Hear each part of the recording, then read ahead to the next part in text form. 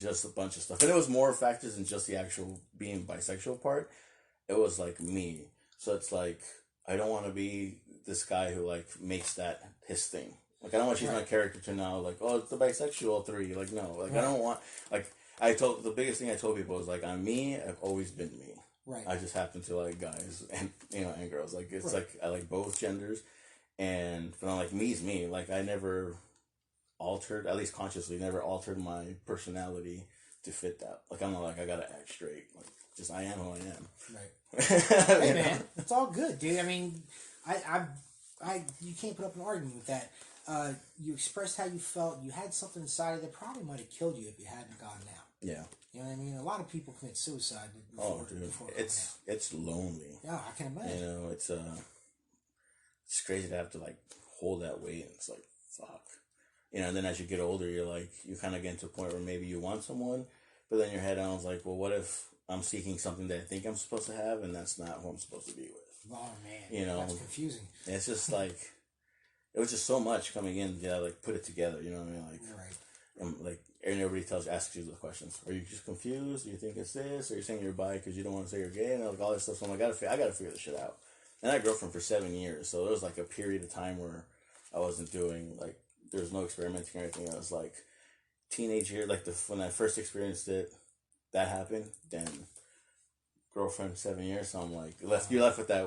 Was that time just because I was like drunk, or did I like it? Like I don't know. Because I was drunk. So you figure out and you just do it, man. And I did it the only way I know how. Like I make videos and I do like graphic stuff. So to me, it's like what better way than music and video. And the song like fits perfect with it. I'm like, you do graphic art? I do like a lot of like flyer stuff. I don't get into it as much as I used to. Okay, and then talking like drawing comics and shit. No, I don't. I suck at drawing. Oh, I'm more. okay. I can try to like I can make you like a big head, little cartoonish, like whatever I can do with Photoshop. I'll do that. Most of the wrestling posters, flyers, pictures, and some logos. Okay. But yeah, no. Do you read comic books? And the Bible every day. No, I'm just kidding. I have read it though. I have read it. So did I. I was kind of forced to. I was locked up for a little while. Yeah.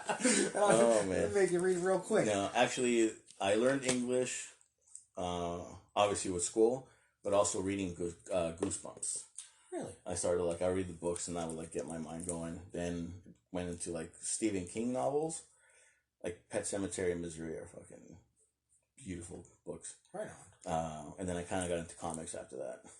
So like. Goosebumps is like my thing, though. I'm gonna give you a couple parting gifts today. One of them is gonna be I wrote a couple of books, and I got one just had one edited and I haven't published yet. So I'm gonna email you. Just need to text me your email address, and I'll email you the copy of the unpublished book. Can I do the Audible? Sure. The fucking. Sure. Okay. Why not? I'll get back to the questions here. Where were we at? What kind of kid were you in high school? Fuck, bitch.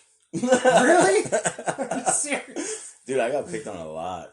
Really? Yeah, a lot. People see, and that's like for me specifically.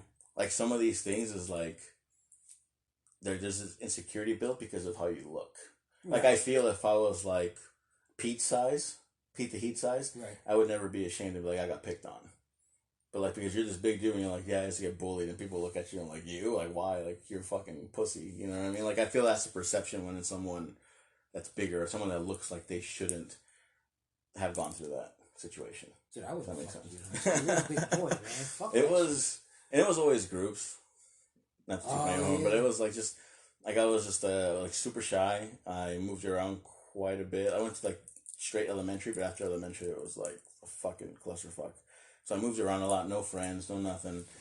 So you're always like this new kid, and yeah, I would fucking just sit alone, couldn't approach anybody. I've been to 3 different high schools. I understand, dude. Yeah, it's crazy. It's hard. So it was more like smacking shit, or like I would always carry my backpack in my hand, because I thought it was like a title. So I was like, I'm gonna carry the title in my hand, and people would just come and like kick it and like run away or something. So it was never like me per se, but it was just they just kept fucking with me in my head. I'm like. Had no fucking self-esteem. Damn. I can relate. I can totally relate, bro. How many fights have you been in? 0. Really? Yeah. None? Everything's like, how are you a fucking wrestler? You never been in a fight. No. No. I got in like a 5-second fist fight with one of my siblings. Oh. So I don't know if that counts, but. Yeah, no. No.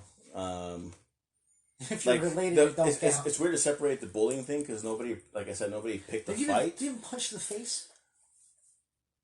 Yeah, I got a couple. Alright, yes, so you know what it's like to be punched in the face. Oh, then. yeah. Okay. There was this big old fucking... you haven't lived till you've been punched in the face. No, I've been punched in the face. You ever seen... I've been hit with a lot of things in the face. Golf clubs, fucking belt hangers. What? Bro, come on. Golf clubs? Yeah. What the fuck is it with golf clubs? I don't know if I should say that story here. Alright, you don't have to. But, it's alright. I got beat with the golf club once by a family member.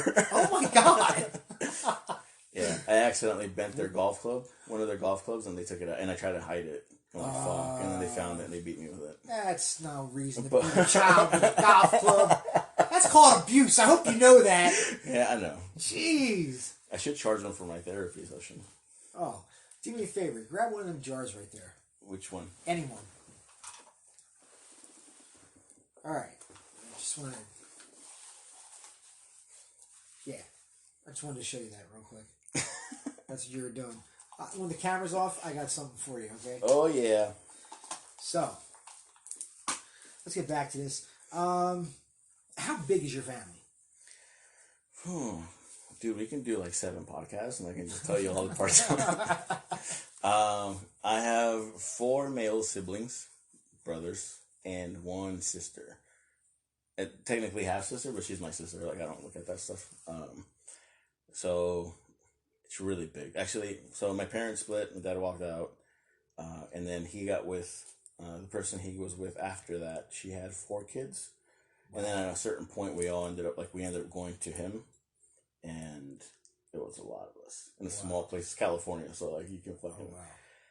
So where'd you really, San Fernando Valley. Okay. Right. So yeah, it was, that was fuck. Dude, those 10 years were fucking... It's... Like I don't even know how to explain it. It's like a fucking like thriller, suspenseful, fucking cringy, oh shit movie where at the end you realize it was just like a nightmare that some dude had. Like that's what it feels like. It doesn't. Sometimes I think about stuff that happened. And I'm like, this cannot be real. Like I am in a simulation. Yeah, dude. Yeah. But yeah, so mine it's just 5. My 4 brothers and my sister, okay. And then I haven't seen my mother in 10 years maybe. Wow. And my father lives in Queen Creek. Oh, okay. Well, you got somebody closer there. I see him once in a while. All right. Yeah. Well, I always tell people, there's a family you have and there's a family you create. Yeah, that's true. That's true. At a certain point in my life, I needed to create one. Bro, I think I've gone like almost years without speaking to my parents. I get it. I understand, man. Yeah. Psychologically, how has wrestling changed you? Dude. I always tell people, as much as I hate one of them, retail and wrestling completely, like, changed me as a person. Really? Like, it made me, I mean, some therapy, too, but right. It made me, like, those 3 things made me change completely me, essentially. Like, the only thing that's left of me is my love for wrestling. And cheesecake. Oh, right. You know, but like, other than that... Dude, I'll buy for that one. Yeah, cheesecake's awesome. But other than that, it changed me. Like, retail gave me thick skin. Yeah. You know what I mean? From all those bullying days of just not being able to stand up for yourself. It was always flight. It was never fight. It was always flight. But retail gave me thick skin. Like, I was like the dick. The kid when I needed to be. Right. So it was like, it gave me thick skin. It opened me up to talking to so many fucking people, having, like, altercations and this. Like, it gave me, like, this brand new experience of having to face these things, and there's no backing out. Like, as a manager, someone has a problem with you, can't be like, oh, I don't want to talk to you. Like, right. You have to figure something out in a situation, and made me have to do that. Wrestling, same thing, just meeting so many. Wrestling has given me the most consistent friendships I've ever had in my life. Yeah. You know what I mean? It's like you're back. You don't see someone for like months or a year, and then you're back in the locker room. It's like nothing's changed, and you're always, especially now, you're always having them fucking within a phone's reach, text reach. Right. So it's definitely like changed me for that. The confidence, all the confidence in the world. realizing that you can do something. And even if all I ever do is wrestle in Arizona or whatever I do, I realized that something I told myself when I was a kid I wanted to do, I actually did it. And it's fucking insane to be like, oh, I have this thing I want to do, and then you do it, and you're like, fuck. And it gave me appreciation for hard work and, like, discipline. Yeah, man, it did a lot for me. That, and, like, and I think retail helped wrestling, too, because when I had to talk to people, it gave me, like, confidence. Like, I fucking hate retail, but you'd be surprised, like, the good things that it provides to your character. Yeah. I was a bell captain while I was wrestling, man. I got my own schedule and everything, and it helped out. I understand, bro. I understand. It's customer service right there. I get it. Get to the next question. Let's get to conspiracy theories and politics. What are your thoughts on the president? Fuck that bitch. I knew you were Dude, that guy is a fucking dweeb. Like, oh. That's the most you can say about him? Holy shit. I could say a lot, but he's a fucking... I listened to his speech today, and I was like... Why? I had to, because I was getting a haircut. So, like, I heard, like, 3 lines, and I'm like, you're fucking dumb. I think that the more technology advances, the more we're able to figure out that people are full of shit. Oh, dude, that's... You know what I told people before? That it's because of wrestling that I can spot a bullshitter anywhere. Wrestling taught me a couple valuable skills. One was how to bullshit. Oh, yeah. You know what I mean? 2, how to work people. And 2, how to spot when you're being worked. Yeah. You know what I mean? And dude, there's a lot of shit in the news. It's like, dude, you're fucking working us. Here comes a swerve. Okay. You gonna throw the heat in? Okay, here's that. I'm still waiting for the fucking hot tag, because this is some bullshit right now. Yeah, dude, it's been I tell people 2020 is like the season of the Twilight Zone, and like every month is a new episode. Dude, I think it started when Trump became the president, dude. I really do. I just a guy who's fucking crippled businesses of his own got fucking sued over Trump University. Fucking was a game show host or a game show. Yeah, it was a game show. Yeah, pretty much. Yeah. Fucking apprentice. Really? That orange-faced lunatic? That's who we got in here? It seems like a nightmare. It really does. It is. I don't get it. Sorry, I just went off on a little Trump rant. No, it's all good. I feel you. I know my friends are going to be mad at me. I find that most of the guys I've had on here support Trump. Really? I swear to God. Yeah. I don't know why, man.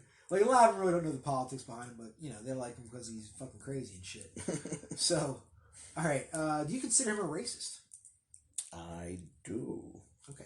I think it's... I was having this conversation with Evan today, actually. I'm like, whether it's social media or everything, he's just, like, fucking stirring the pot. Like, I feel he tries to portray this, like, not blatantly saying, I don't like black people, I don't like Mexican. He uses certain terminology and tries to twist it. Yeah. And I feel he just makes... He's, like, opening the door to tell people who are like that, like, secretly like that, and be like, hey, it's okay to actually say it. And then they say it, and you realize how many fucking assholes there actually exist. And it's never... And at that point, the blame doesn't... Like, it goes on him ultimately, but he just kind of took the attention away, because now he's making everybody fight, because he brought out the fucking asshole racists and let them know, hey, it's okay to say it again, or, like, to fucking verbalize it. And now you have social media, so it's just...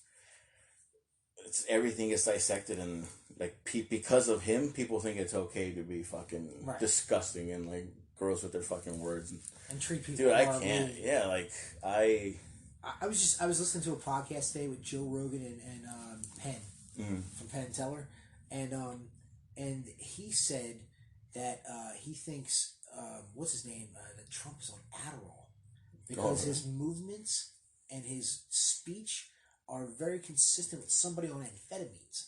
Oh, wow. So, and that's all Adderall is legal speed. Yeah. You know, that's all Adderall is, man. It's legal speed. You can chop it up and snort it. I've done it. Okay. I would not doubt that. Yeah. Fuck him. All right.